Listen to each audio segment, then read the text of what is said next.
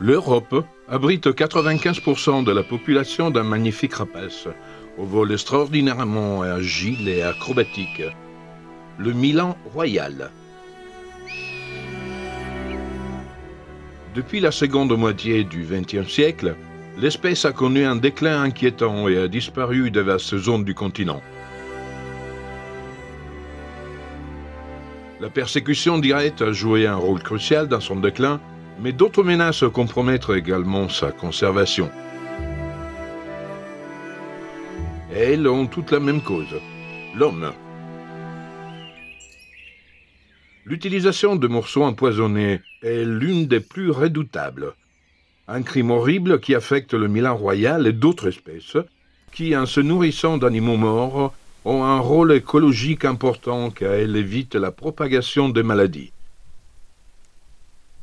L'utilisation excessive de rodenticides est tout aussi dangereuse.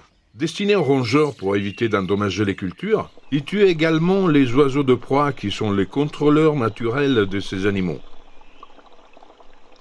Une autre cause fréquente de mortalité est l'électrocution, qui se produit lorsque des milans royaux atterrissent sur des poteaux de ligne électrique moyenne tension qui ne sont pas protégés. Les pertes causées par l'impact des éoliennes et des véhicules ne manquent pas non plus. Les modifications des habitats et l'invasion des espèces naturelles par les infrastructures humaines font le reste. Ces dernières années, le Milan royal a enregistré une augmentation dans certaines régions européennes, tandis que dans d'autres, on constate un déclin inquiétant. L'Allemagne accueille le plus grand nombre de couples reproducteurs, environ 15 000, suivi par la Grande-Bretagne et la Suède.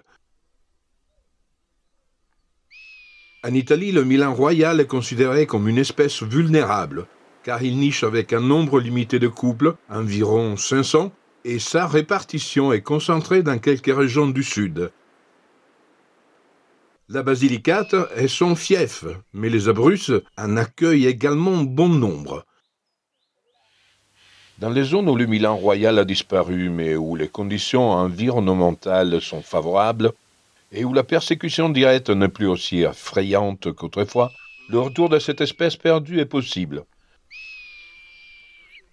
Dans le sud de la Toscane, un projet LIFE achevé en 2014, ayant pour point d'appui le centre CERM pour les rapaces menacés, a permis de réintroduire le Milan royal une cinquantaine d'années après son extinction.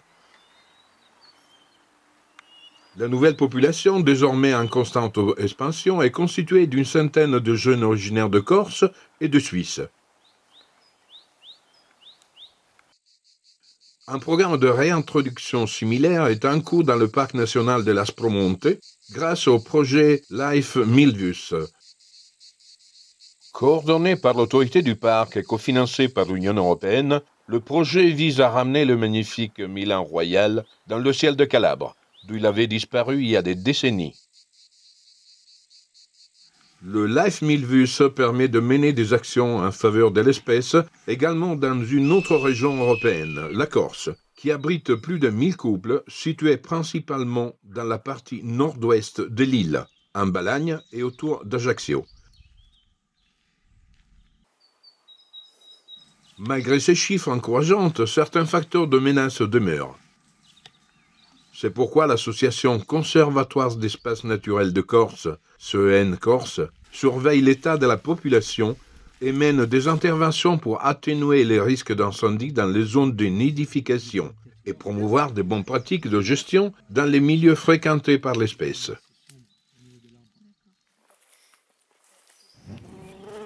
Les équipes du CEN Corse collabore également à la réintroduction du Milan royal dans le parc national de l'Aspromonte. Le retour de l'espèce dans le parc repose sous le lâcher sur 5 ou 6 ans d'environ 90 jeunes individus, prélevés dans les nids des zones donneuses européennes.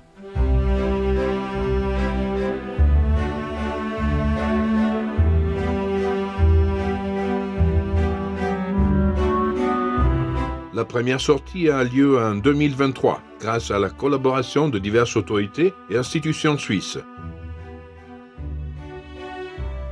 Une équipe extraordinaire d'ornithologues et d'arboricoles suisses effectue les recherches et les contrôles périodiques de nombreux nids dans le canton de Fribourg, puis procède à la mi-juin aux complexes opérations de capture.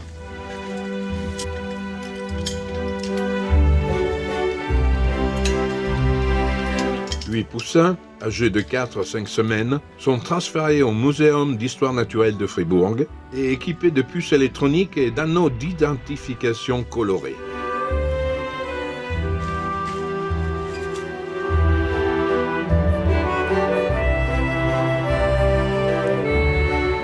Une fois les procédures bureaucratiques et sanitaires complexes accomplies, les animaux entament un long transfert en voiture depuis Fribourg avec le personnel du parc. Après 2 jours et 1700 km parcourus, enfin arrivés dans la zone de Lâcher, la sauvage et splendide vallée de la rivière Amendolea, dans la partie sud du parc national de l'Aspromonte.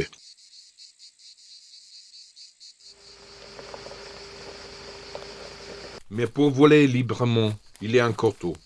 Un séjour en volière est nécessaire pour s'habituer au nouvel environnement et compléter la croissance du plumage, surveillé par des caméras par l'équipe d'ornithologues du Leif Milvius.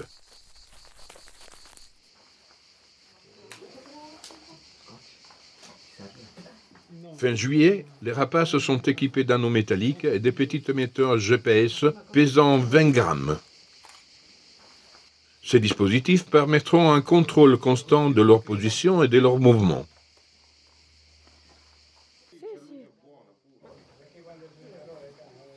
Au moment du lâcher, les milans royaux sortent de volière, manœuvrant avec une maîtrise exceptionnelle, une envergure qui atteint désormais près de 2 mètres. Les jours suivants, ils restent sur place et profitent de la nourriture distribuée sur une mangeoire vidéocontrôlée. Ne pouvant pas compter sur le soutien de leurs parents, ils ont besoin de temps pour découvrir la région et se nourrir de manière autonome. Les lignes électriques moyenne tension des environs ne présentent aucun danger, car les supports ont été isolés par e-distribution. Périodiquement, pour prévenir l'utilisation illégale des morceaux empoisonnés, les unités canines anti-poison des carabiniers forestiers effectuent des inspections de contrôle de territoire. Les habitants de quartier sont bien informés du projet grâce à des initiatives concrètes qui ont impliqué notamment des agriculteurs, des éleveurs, des opérateurs touristiques et des étudiants. Quelques mois après leur lâcher, les milans royaux montrent qu'ils se sont bien adaptés à la vie sauvage. Ils commencent à effectuer des mouvements exploratoires, de plus en plus importants et certains d'entre eux atteignent la Sicile à l'automne. Pour cette espèce, cependant, le lien avec l'aire de naissance est indissociable. On s'attend donc à ce que ces spécimens, ainsi que les autres qui seront relâchés dans les années à venir, reviennent dans le parc national de l'Aspromonte pour nicher et fonder une nouvelle population. Et un élément important des écosystèmes du parc retrouvera sa place.